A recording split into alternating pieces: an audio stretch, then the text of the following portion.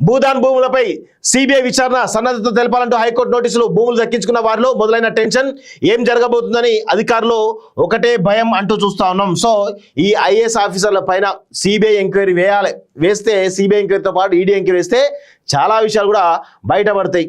So ఎందుకంటే చూడండి, ఇక్కడ చాలా విషయాలు ఉన్నాయి. ఒకసారి చాలా డీటెయిల్గా మనం మాట్లాడుకుంటే కనుక కొన్ని విషయాలు బయటకు వస్తాయి. భూదాన్ భూములను కొన్న ఉన్నతాధికారుల వివరాలు చూడండి.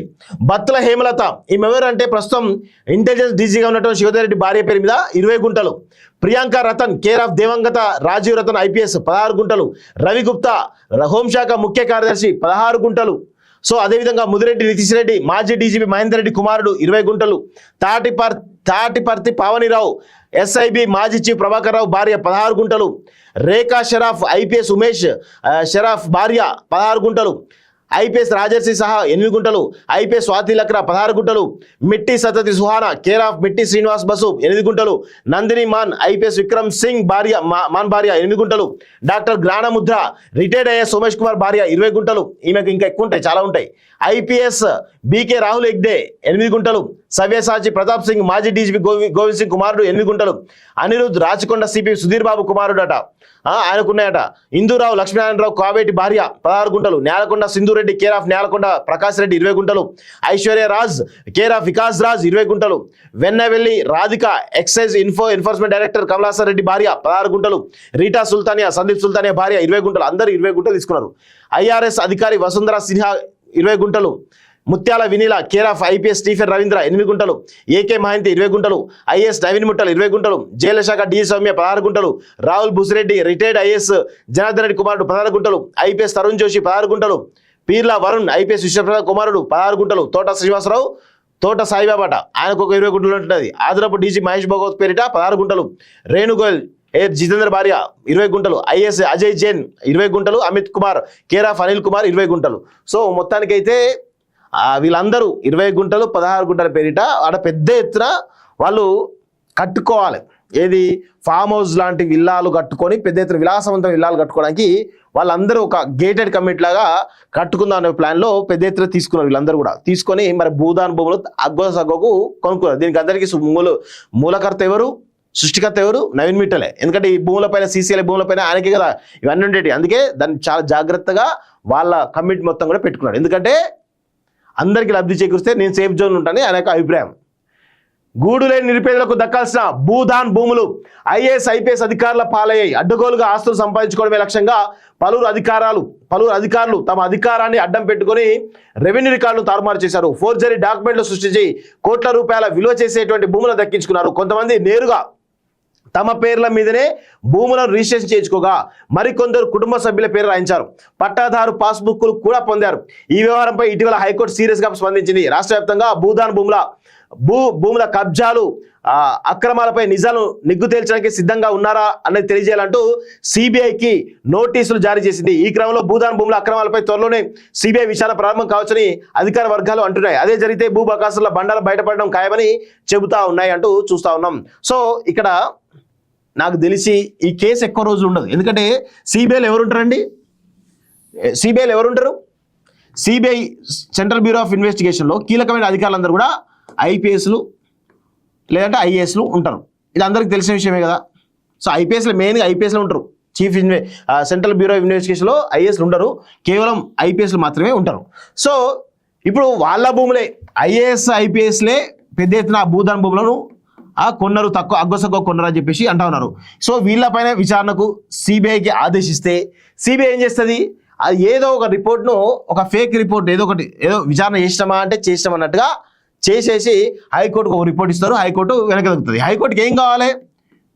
విచారణ ఎట్లా చేశారు అనేది వాళ్ళకి కావాలి తప్ప నిజాలు లోతుగా హైకోర్టు అయితే విచారణ చేయదు కదా. హైకోర్టు నిజంగా చేయాలనుకుంటే ఒక రిటైర్డ్ జస్టిస్ తోటి ఒక సింగిల్ జడ్జి కానీ లేకపోతే రిటైర్డ్ జస్టిస్ ఒక కమిటీ వేసి దాంతో వీళ్ళపైన గనక మీరు అది చేస్తే బాగుంటుంది. లేదంటే ఇబ్బందికర అయ్యే అవకాశం అయితే ఉంటుంది. ఖచ్చితంగా రాసి పెట్టుకోండి. ఈ కేసు, ఈ భూదాన్ భూములకు సంబంధించిన కేసు ఏదో 2 రోజులు 3 రోజులు మాట్లాడుకుంటాం తప్ప తర్వాత దీని గురించి ఊసు ఏది ఉండదు. పాపం ఎవరైతే ఆ కేసు పెట్టిరో ఆయన మాత్రం ఖచ్చితంగా ఇబ్బందులు పెట్టే ప్రయత్నం అయితే చేస్తారు. ఎందుకంటే హైకోర్టు కానీ ఇటు బ్యూరోక్రసీ కానీ, ఈ రెండు ఒకటే, ఈ రెండు కలిసే రాజకీయ వ్యవస్థ నడిపిస్తూ ఉంటాయి. సో 100% ఇది వాస్తవం. ఎందుకంటే ఇక్కడ పెద్ద ఎత్తున డ్యామేజ్ అయ్యేది ఎక్కడ అంటే రాజకీయ వ్యవస్థ పెద్ద ఎత్తున డ్యామేజ్ అవుతుంది. రాజకీయ వ్యవస్థ పెద్ద ఎత్తున డ్యామేజ్ అవుతుంది. మరి ఐఏఎస్ ఐపీఎస్లు ఇప్పుడు దొరికిరు అంత పెద్ద ఎత్తున, దాదాపు 30-40 మంది ఐఏఎస్లు అందరూ కూడా పకడ్బందీగా దొరికారు. దొరికినప్పుడు హైకోర్టు చాలా కీలకమైన ఆదేశాలు సిబిఐకి ఇచ్చింది. సిబిఐకి ఇవ్వకుండా ఒక చీఫ్ జస్టిసో లేకపోతే జస్టిస్ తోటో ఆధ్వర్యంలో కమిటీ వేసి విచారణ కమిటీ వేస్తే వాళ్ళు దీనిపైన అసలు విషయాలు బయట పెడతారు. అది పెట్టకుండా మీరు మళ్ళా దొంగ చేతికే తాళాలు ఇస్తున్నారు. ఈ దొంగల చేతులకే తాళాలు ఇస్తూ ఉంటే వాళ్ళు రిపోర్ట్ నాకు తెలిసి పెద్ద ఎత్తున ఇవ్వరు. అది 100% నిజం. దీంతో నాకు తెలిసి పెద్దగా ఒరిగేది ఏమీ లేదని నాకైతే అర్థమవుతుంది. ఏదో హైకోర్టు కాబట్టి ఒక అది చేస్తానట్టు, అది చేసేసి వదిలేస్తుంది. నాకైతే నమ్మకం అయితే లేదు. నిజంగా ఈ దేశ వ్యవస్థ బాగుపడాలి, ఈ దేశంలో ప్రజలు బాగుపడాలంటే న్యాయస్థానాలు కానీ బ్యూరోక్రసీ కానీ, న్యాయ వ్యవస్థ బ్యూరోక్రసీ రెండు కూడా మారాలి. ఫస్ట్ మారిన తర్వాత రాజకీయ వ్యవస్థలో తర్వాత అది చేయొచ్చు. కానీ ఈ రెండు వ్యవస్థలు మారినంత వరకు ఈ దేశ వ్యవస్థ ఎప్పటికి కూడా మారదనేది గుర్తుపెట్టుకోవాలి. విదేశాల్లో ఉన్నత విద్యను చదువుకోవాలని అనుకుంటున్నారా? అయితే వెంటనే ఫ్లైగ్రాడ్ ఓవర్సీస్ ఎడ్యుకేషన్ కన్సల్టెన్సీని సంప్రదించండి. మీ విదేశీ కలలను సాకారం చేసుకోండి. ఫ్లైగ్రాడ్. భూదాన్ భూములపై సిబిఐ విచారణ సన్నద్ధత తెలపాలంటూ హైకోర్టు నోటీసులు. భూములు దక్కించుకున్న వారిలో మొదలైన టెన్షన్, ఏం జరగబోతుందని అధికారులు ఒకటే భయం అంటూ చూస్తా ఉన్నాం. సో ఈ ఐఏఎస్ ఆఫీసర్ల పైన సిబిఐ ఎంక్వైరీ వేయాలి. వేస్తే సిబిఐ ఎంక్వైరీతో పాటు ఈడీ ఎంక్వైరీ వేస్తే చాలా విషయాలు కూడా బయటపడతాయి.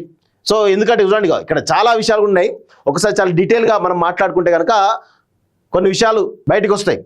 భూదాన్ భూములను కొన్న ఉన్నతాధికారుల వివరాలు చూడండి. బత్తుల హేమలత, ఈమె ఎవరంటే ప్రస్తుతం ఇంటెలిజెన్స్ డీజీగా ఉన్నటువంటి శివధర్ రెడ్డి భార్య పేరు మీద 20 గుంటలు.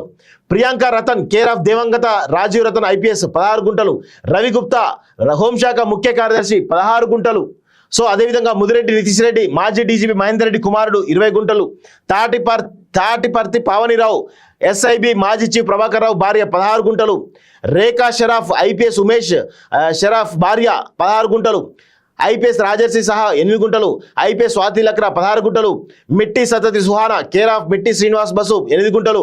నందిని మాన్ ఐపీఎస్ విక్రమ్ సింగ్ భార్య మాన్ భార్య 8 గుంటలు. Doctor Gnanamudra retired IAS Somesh Kumar భార్య 20 గుంటలు. ఈమెకు ఇంకా ఎక్కువ ఉంటాయి, చాలా ఉంటాయి. ఐపీఎస్ బీకే రాహుల్ హెగ్డే 8 గుంటలు. సవ్యసాచి ప్రతాప్ సింగ్ మాజీ డీజీపీ గోవింద్ సింగ్ కుమారుడు 8 గుంటలు. అనిరుద్ రాచకొండ సిపి సుధీర్ బాబు కుమారుడట, ఆయనకున్నాయట. ఇందూరావు లక్ష్మీనారాయణరావు కావేటి భార్య 16 గుంటలు. నేలకొండ సింధురెడ్డి కేర్ ఆఫ్ నేలకొండ ప్రకాష్ రెడ్డి 20 గుంటలు. ఐశ్వర్య రాజ్ కేర్ ఆఫ్ వికాస్ రాజ్ 20 గుంటలు. Vennavelli Radhika excise enforcement director Kamalasar Reddy భార్య 16 గుంటలు.